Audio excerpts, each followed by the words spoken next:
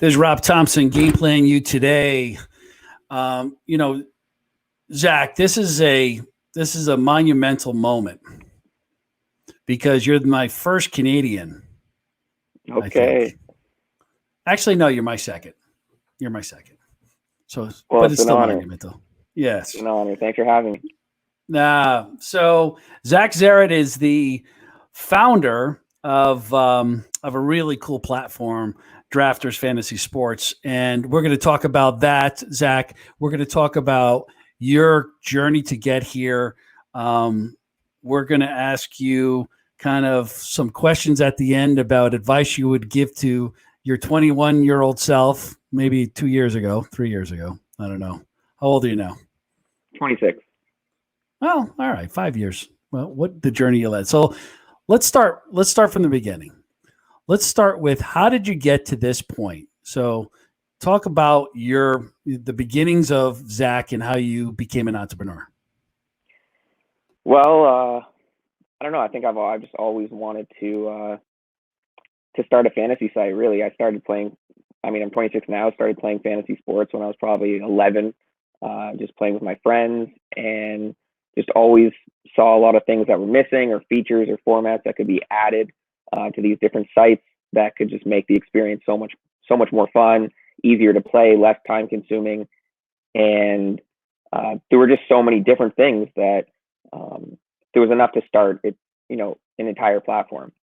So from there, I had the ideas from way back, and then went to university, and towards the end of my fourth year, I got really serious about, actually starting something, and was talking to one of my best friends, and, he was like, wow, I got to be a part of this. And then we went to a lawyer's office like the next day and incorporated a company, and that's it. So let's talk about it. Let's talk about Drafters. Let's jump into this. So you guys have this idea. You didn't waste any time. You went right down to the attorney's office the next day to get this thing going. Who came up with the name? We actually went back and forth with names for a while. A key part of having the name is to be able to get a good .com. So there were other names that we liked that we couldn't get the domain for, and drafters.com, it was still a premium domain, but it was within a price range that we were comfortable with. And I don't know, we liked it. We thought we wanted to build a platform that was very social and for people who love drafting. So we stuck with Drafters. So talk about it. So talk about exactly what does the platform do? So Drafters it's a daily fantasy sports platform. So it's all about fan engagement and playing fantasy sports with your friends. So we have it's I guess one way to look at it is it's similar to DraftKings, if you're familiar with that.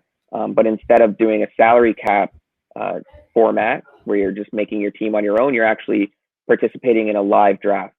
So you're picking your players in real time, and once you pick a player, they're yours for that contest. So yeah, you can play for free. You can play contests with real money prizes. You can join a public game. You can set up a private game for you and your friends. And we offer contests for all of the major North American sports, including PGA. The last year you had roughly a little over 400,000, and $3.6 million was won out of your platform. Yep. And it's really, you draft a player, but you have them for the entire year or just that week? So we have our main thing is daily and weekly contests. So for football, you're drafting for the week because it's more of a weekly schedule. For something like NBA or MLB, you're picking your team for one night. So it is a daily platform, but we also do have what people are drafting for right now is season-long NFL, which is called best ball. So you pick your team, and then that's your team, and it's locked. There's no ads, drops, or trades. So there's no time commitment after the draft. You just draft your team, and then that's locked for the whole season. So we do have a variety of different games.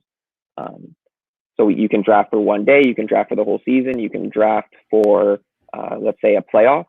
Like you pick your team at the start of the NBA playoffs, and then you keep them for the whole playoffs. So we do offer a pretty wide variety of different contests, but it's all about the live draft and drafting a whole bunch of teams. So what happens if a player gets injured? If a player gets injured, you can manually go in and swap them out for any available player. And one of the features that we've invented that no other fantasy site has is an automated swap process. So let's say one of your players is ruled as injured, 5 minutes before the game. We're gonna automatically take them out at game time for the highest projected player. So it's a little bit like a safety net, just in case like you're busy, you're out for dinner, you're at the gym, you don't see this news.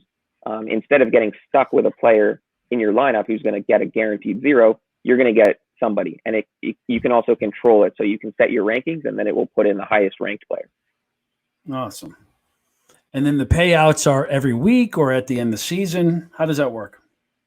So the payouts are that night. So it depends on the format, but typically you draft before the games, and then you've got your team, and then throughout the night, the scores are calculated, and then at the end of the night, once everything's confirmed, all the stats are confirmed, then the winners get their prizes directly into their accounts, and then from there they can request a cash out. It's pretty cool. They're really cool and different, and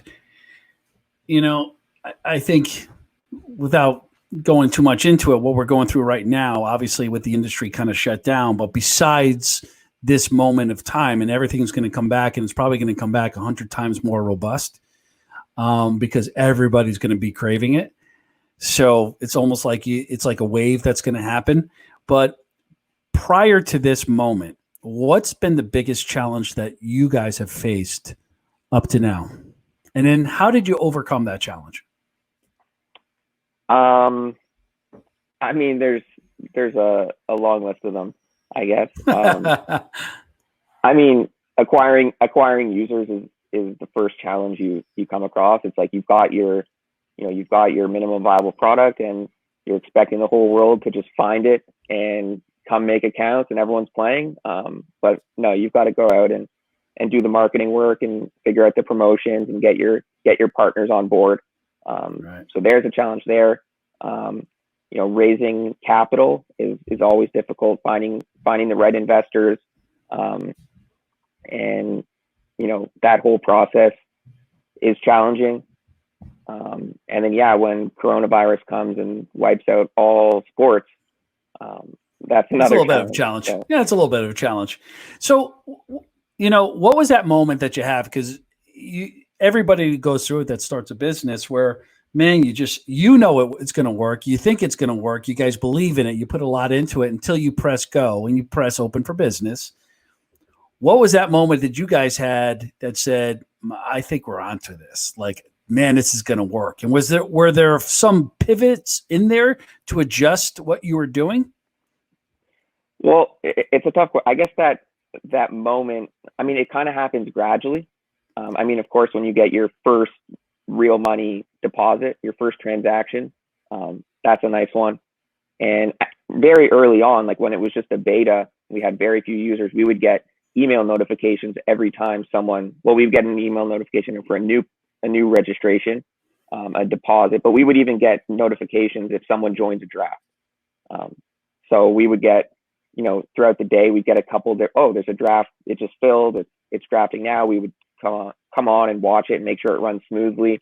And then it starts to get to the point where it's like, there's just too many emails right now. Like we have to turn off the email notifications if a draft is running. There's just too many drafts. And then, we're getting too many new users. Like we got to turn off the new registration email. So you're kind of gradually turning down the alert, each step of the way. But that's pretty cool because you're able to see your business grow in real time, right? Mm-hmm. Yeah, and also like you're there to, potentially see an issue in real time and fix it right away and make sure that, you're giving the best possible customer support. Especially with your early on users, you really have to, be watching closely and make sure everything's running smooth. So, So as an entrepreneur and someone out there, as you guys are kind of figuring this thing out, the dynamic always changes between co-founders, right? When things aren't always going well. Did you guys sit down and have a real honest discussion, an open, honest, transparent discussion about being a partner? I mean, I would assume it's probably, is it one of your friends? Yeah. We were best friends at the time, still are. I mean, we've got our work relationship and then also our friend relationship. So there's definitely a slight divide there. Try and keep the two, slightly separate if we're hanging out with other friends, not to mix too much business into it. But no, we're extremely open and honest with each other through the good times and the bad. We're always keeping each other accountable and we're very honest with each other. Do you have very specific roles that you guys each do every day, or does some of it blend together? There's definitely a lot of overlap. Both trying to, because it is a 24-hour business as well. So it's hard to just say, okay, you're the customer support guy, because how can one guy be on 24/7? So we both do.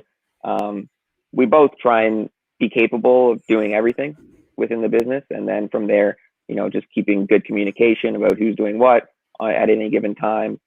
And but from there definitely are areas of the business that both of us do take the lead on more. So I would say myself a little bit more hands-on with the developers and the product. My partner Andrew a little more hands-on with the marketing and getting the marketing partnerships in place and things like that. So I mean, we both do everything, but there's definitely a little bit of splitting up roles. Oh, all right. I know it's not always easy. I went into partnership with my wife, so, and you want to talk about some, trying to keep your business out there and then not bring it home. Well, that's a journey. But I know they always say like picking a co-founder is like going into a marriage. So you should pick your co-founders wisely. Yeah, get a co-founder first before you get married, though. So you're good. Yeah. So you ready for a couple questions? So I've had people texting me some questions about you now. So answer this one. This is a pretty simple one. So are you just in NFL, or do you do college football, and do you do NBA and other sports? So right now we're sticking to professional sports, so not college, but we've got NFL, NBA, MLB, NHL, and PGA. And then now we're looking at adding other sports from there, potentially cricket in India. It's a huge market. The European Soccer League. There's a wide variety of other sports that we could add. Esports is actually catching on now that there's no professional sports running. You're seeing a lot of people, starting to get into fantasy esports on some of the other platforms. So we're definitely open to that. Yeah, that was actually a question. So do you guys see yourself in the esports business? I think we do. We've been talking about integrating esports for a while. I think if we were to do it, we would do it kind of taking our technology and using another site. So we would keep the professional sports and the esports kind of separate and have one site completely dedicated and branded towards esports. So that's the plan.